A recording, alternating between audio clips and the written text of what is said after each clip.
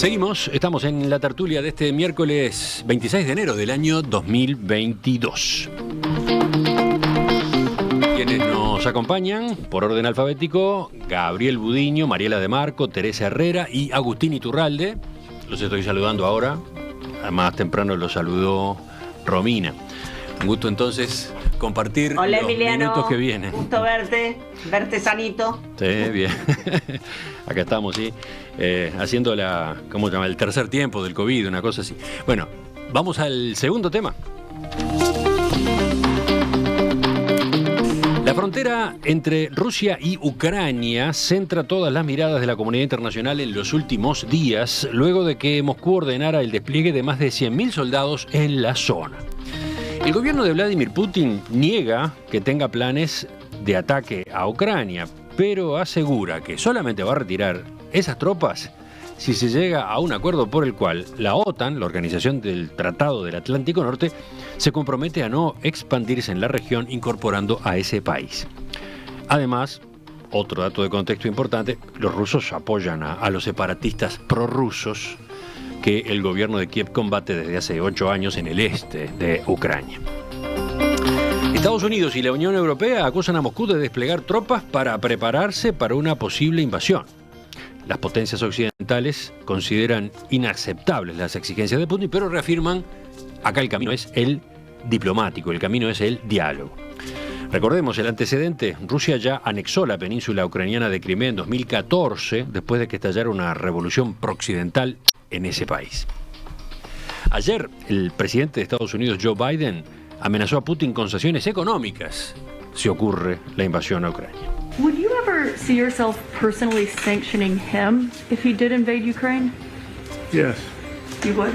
I would see that. What would it take to trigger the deployment of the 8,500 troops that you've put on high alert? And what's your message to those forces that are on high alert? Those forces in high Cuando le alert. preguntaron si consideraría imponer sanciones económicas personales al propio Putin, Biden respondió, sí, lo analizaría. Pero también dijo, no hay intención de colocar fuerzas estadounidenses o de la OTAN en Ucrania, un país que no es miembro de la Alianza Militar Occidental. Bueno, varios de ustedes querían, ayer cuando discutíamos la agenda de hoy de la tertulia, querían incluir este tema. ¿Quién quiere empezar? ¿Vas tú, Agustín? Dale, yo empiezo. A ver, es un tema que nos queda un poco lejos, pero creo que hay que empezar a prestarle atención.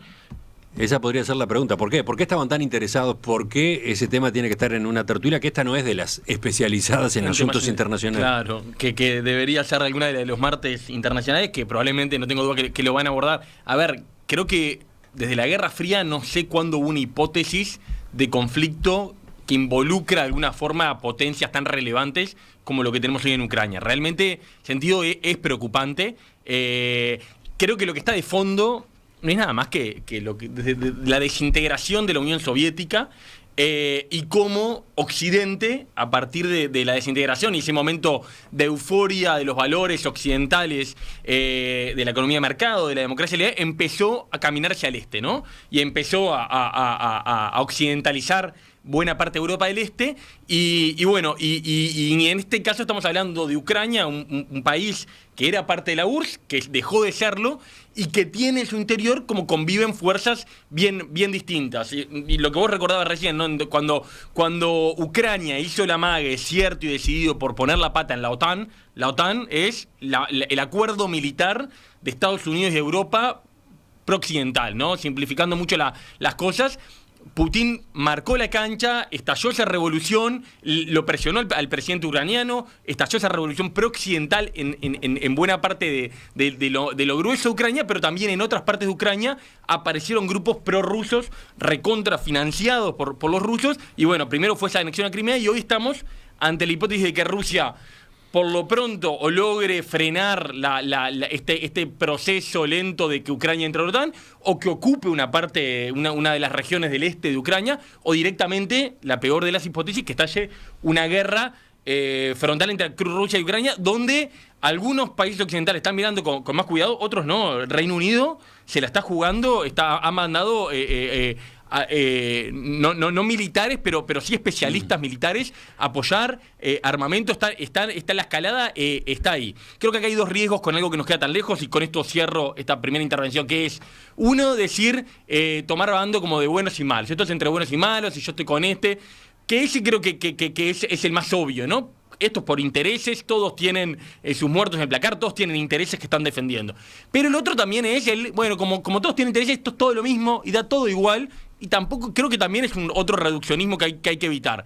No todo da igual, a mi juicio, y dejo una nota de color que me parece que lo que vengo leyendo me llama mucha atención, cómo en Europa, en España en particular, pero en otros países, los de partidos de extrema izquierda y de extrema derecha, contrapuestos en casi todas las discusiones, en este caso son los que están siendo más cuidadosos en condenar a Putin, más cuidadosos en cuestionar la posición rusa, cuando el resto de Europa y los países del centro derecha y la centro izquierda europeo claramente se están aliando. Claramente Putin y Rusia ha trabajado por todo lo que sea desestabilizar tanto por derecha por izquierda de Europa, y eso se está viendo en los posicionamientos de algunos partidos de esos extremos. Lo que pasa es que una de las tantas puntas de este análisis es cómo valorar a Rusia, ¿no?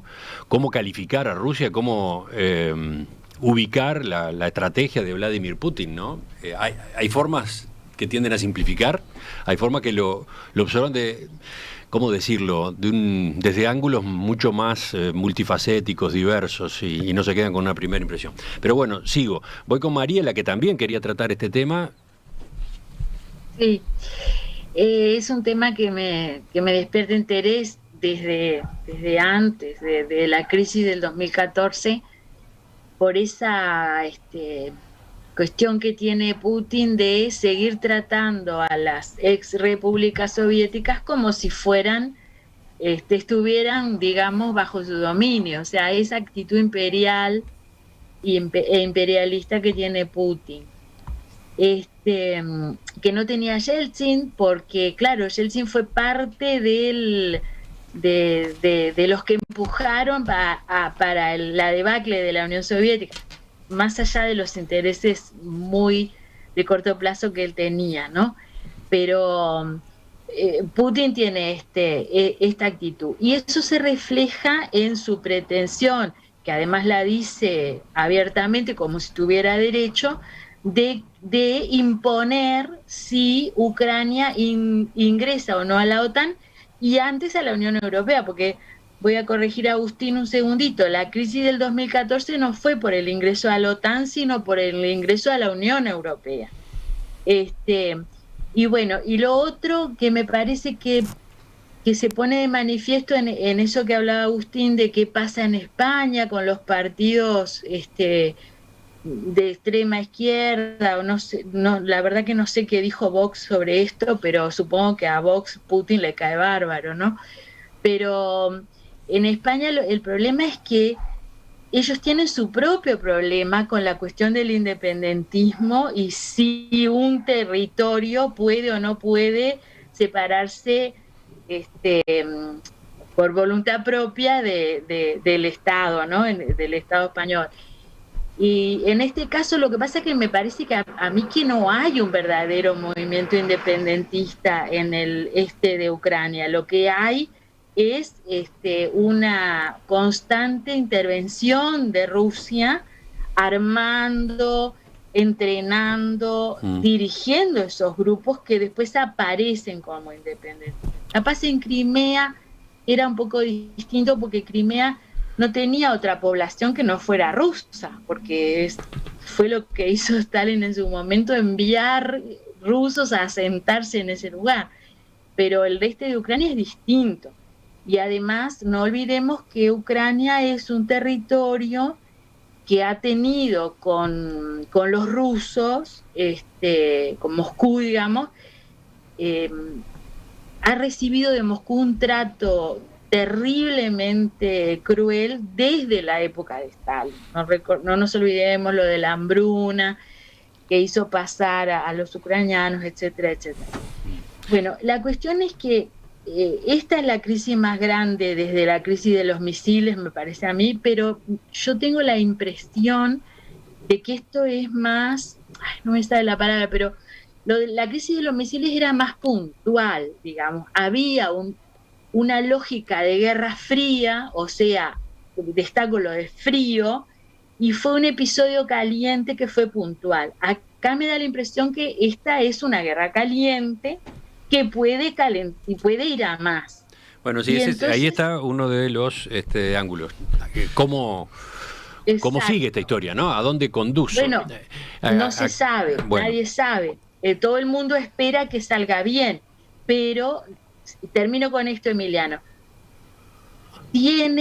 Esto se parece a las cosas que hacía Hitler antes de la Segunda Guerra Mundial, antes de invadir Polonia, por ejemplo, donde él tenía la retórica de que los otros agredían a Alemania. Y acá pasa lo mismo, es decir, Putin también dice, no, el problema es que Ucrania está agrediendo a los rusos del este. No es verdad eso. Lo que hace Ucrania es defender a su población de estos separatistas que están todos armados por Rusia, repito. Entonces digo, esto pues puede ir a más y sería muy alarmante porque sería una guerra que, a diferencia de la guerra de los Balcanes, me parece que puede llegar a involucrar más países. Bueno, porque lo de los Balcanes lo dejaron acotado a esos pobres países que terminaron desangrándose, ¿no? Esto me da la impresión que ningún país, la OTAN no va a permitir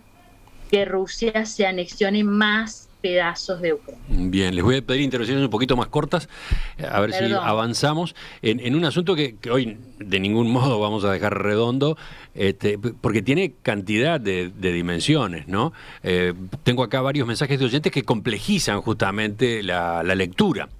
Dice Daniel, cuidado, Rusia no está sola, hay un acuerdo muy importante con China en el terreno comercial y militar. O sea, acá apareció otro actor que casi no habíamos mencionado y que ausente 100% no está. Después hay otros oyentes que introducen el factor gas en esta ecuación, ¿no? Efectivamente, Europa tiene una dependencia fuerte del gas proveniente de Rusia, Alemania en particular.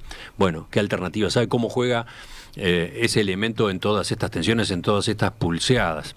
Después Alfonso dice, cuando se habla de Rusia, aparecen las acusaciones de imperialismo, financiamiento externo, dirigismo. Pregunto, dice el oyente, ¿los apoyos occidentales no incluyen los mismos componentes? Y por último, este mensaje que hace Fito, esa es la firma, dice, hagan el planteo al revés. ¿Qué pasaría si Canadá cambiara sus intereses, se aliara con Rusia y desplegaran tropas en las fronteras con Estados Unidos? Eso, dice el oyente, eso es lo que ha hecho la OTAN desde los 90 cercando a Rusia. Bueno, ¿quién va ahora? Yo. Dale, sí, Gabriel. ¿Te parece, Emiliano? Lo primero es como que estas cosas nos hacen recordar de que estamos en un mundo que sigue en guerra, ¿no? De que a veces que nos parece como que todo es muy pacífico, pero en realidad los conflictos armados siguen siendo algo importante en el mundo. Lo único que obviamente Europa se empieza a preocupar por este en particular porque lo ven como de cerca, ¿no? Es decir, ahí hay una franja que quedó entre Europa y Rusia posguerra fría, que era como tierra de nadie, donde pretendían de que no hubiera aliados de los dos lados, ¿no? Entonces, claro, empiezan a mezclarse los temas ideológicos, bélicos, etcétera, con esos temas comerciales que mencionaba Emiliano, ¿no? La posición de Alemania es muy complicada porque tiene en medio de realizar un gasoducto con Rusia y eso tiene intereses económicos enormes, entonces la posición de Alemania obviamente es muy delicada. Y algo que se soñaba, que era que hubiera 3 bloques, cada vez se diluye más, ¿no? Es decir, porque Europa no llega a tener políticas unificadas en términos de política internacional, le cuesta mucho a Europa posicionarse, eso a Estados Unidos le sirve porque toma protagonismo en la OTAN y porque avanza con bastante independencia, siguiendo siendo un policía del mundo, ¿no? Entonces al final esto termina siendo otra vez un conflicto ruso-norteamericano donde los demás lo ven como bastante de costado, a su vez con riesgos grandes, ¿no? Alguien decía por ahí de que esto de armar Ucrania y de darle armamento, tecnología y logística militar a Ucrania siempre genera ahora los miedos de que se vuelva una futura Afganistán, ¿no? De que en algún momento todo ese potencial armado que se le da a Ucrania, en algún momento se le vuelva contra Occidente, ¿no? Entonces, a mí que la política internacional es un tema que no es de mis favoritos, ni es el de los que más domino, y en la previa le decía a Mariela, gracias por este tema que me complica la existencia, porque me obliga a estudiar bastante. Lo que me llama siempre la atención es cómo temas militares siguen siendo en pleno siglo XXI, ya ni se puede parafatear el chiste de Lelutier, sigue siendo un tema real, concreto, donde se juega con las vidas de las personas como si no tuvieran trascendencia ninguna, ¿no? Porque en el medio de esto hay ucranianos ahí que viven en fronteras, que vienen amenazados y ven este juego de ajedrez que a nosotros nos parece geopolítica y a ellos les parece riesgo de vida inmediato, ¿no? Y eso es realmente triste. Y por otro lado también habría que preguntarse qué entendemos por guerra hoy, ¿no? Porque está la guerra clásica, la guerra que uno tiende a imaginar, el enfrentamiento, el enfrentamiento físico, armado. Bueno, eso está, como posibilidad está, y vaya si está produciéndose la escalada armamentística, ¿no? Y ahí tenemos a un actor feliz con toda esta situación, la industria dedicada a esa fabricación. Pero lo que quiero decir es que también hay otras guerras, y quizás que ya están corriendo hace tiempo, en este caso en particular, yo qué sé, guerras de información o desinformación, ¿no? Hay operaciones... Sí, hay toda una jugada de entrega de pasaportes rusos a población ucraniana para usar después como mecanismo de defensa de mis ciudadanos, que obviamente tiene una operación enorme, pero además todo lo que se habla para evitar esto, que son sanciones o amenazas de sanciones, también forman parte de dejar personas fuera de un mundo global, de acceso a tecnología, de acceso a servicios. Por lo tanto, esa guerra no armada también es muy peligrosa. Sí, ¿y Teresa?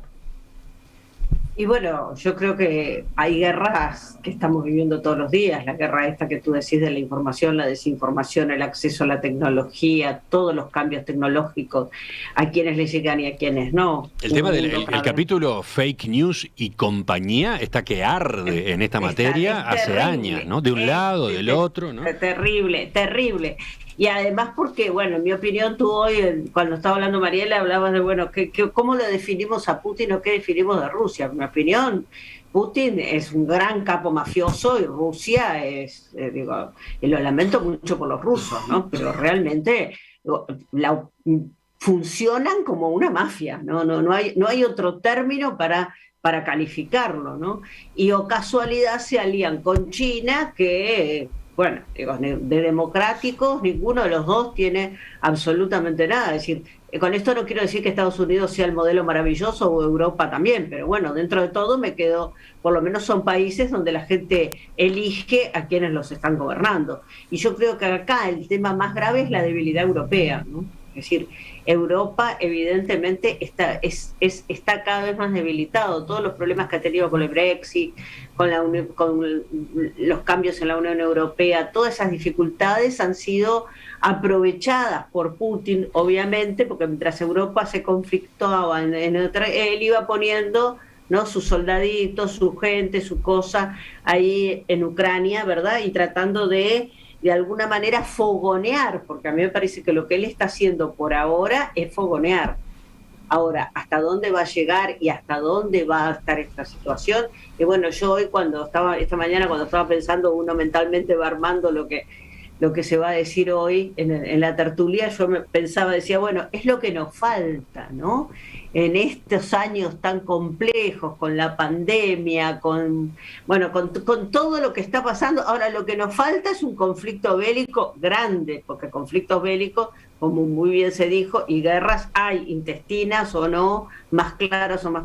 Pero a mí realmente la situación esta, y comparto la preocupación con Mariela, me preocupa porque tiene toda la apariencia de que si le pones un fosforito, ¿no?, puede llegar a tener un efecto cascada bastante complicado.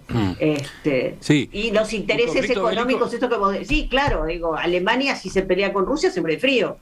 Entonces, no es fácil, ¿no? Dice Alberico, uno de nuestros oyentes, que le llama la atención que se focalice tanto la tensión en la frontera ruso-ucraniana. En realidad, nadie de los que deciden ese potencial conflicto está mirando ahí. Más bien lo que ven es un tablero mundial. Estos conflictos no se resuelven localmente, se hace como en el ajedrez. Yo toco acá, cedo allá, equilibro así el tablero. En el ajedrez no hay violencia material, sino estrategia de poder aquí y allá. Dos cositas que... Sí, sí. A ver, Emiliano, muy chiquitito, digo, porque no hay violencia material, pero, perdón, digo, preguntale, como decía recién Gabriel, ¿no? Es decir, a los que están ahí en la frontera, esos, digo, la gente muere en las guerras. En estos, aunque sean conflictos acotados, sea lo que sea, digo, las situaciones de las guerras son terribles fundamentalmente para quienes las están pasando. Se nos fue el tiempo, capaz que le pido a Agustín y a Mariela, que fueron los que iniciaron, un apunte más, a ver. Bien correcto. Mínimo. Uno, obviamente hay guerras todavía en el mundo, no está nunca de más recordar que estamos en el momento más pacífico de que se tenga registro por afano, por muchísimo, o sea... Cada guerra, cada conflicto tenemos noticias y lo seguimos en vivo. Obviamente sigue siendo espantoso, pero creo que en eso hay un avance que puede cambiar, puede estallar algo, pero está ahí.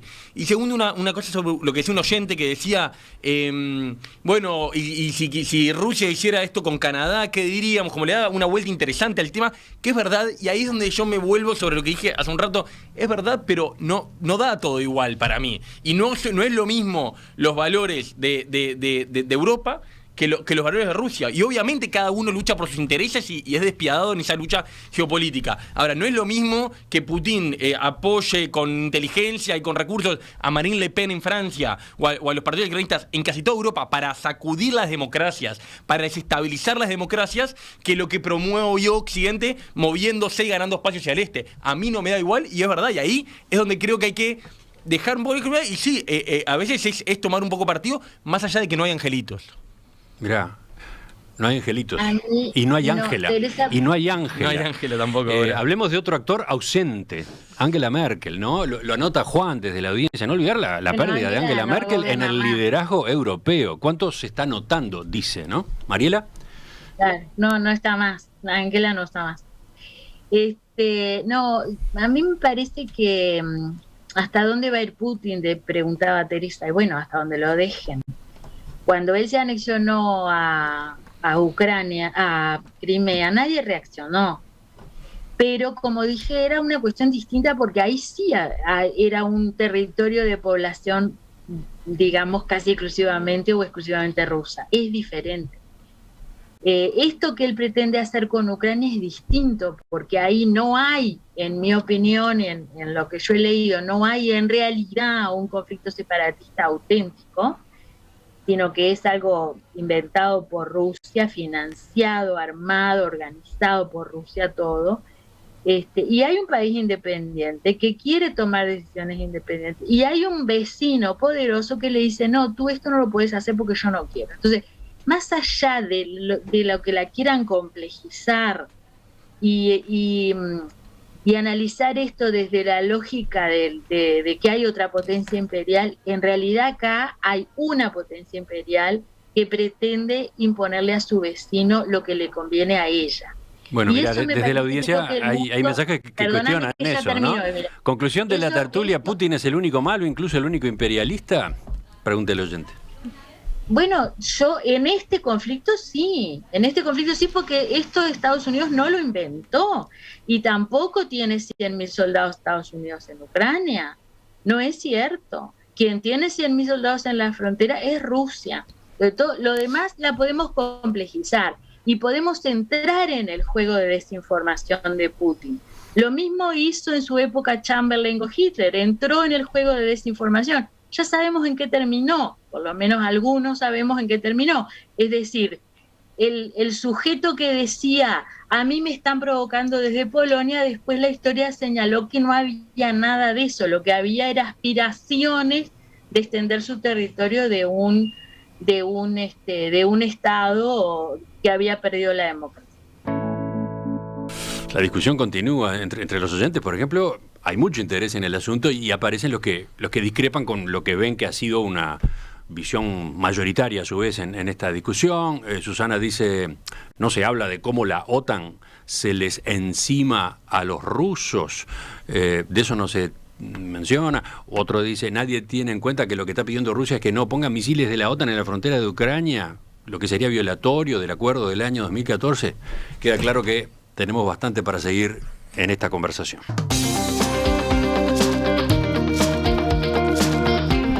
Hasta acá llegamos, hasta acá venimos con la tertulia de hoy. El tiempo de Telegrama se consumió porque los dos asuntos que nos ocuparon se extendieron para bien, supongo, creo que para bien. Así que les agradezco a quienes han estado con nosotros esta mañana: Teresa Herrera, Mariela de Marco, Gabriel Budiño y Agustín Iturralde. Nos reencontramos en una próxima, la semana que viene seguramente.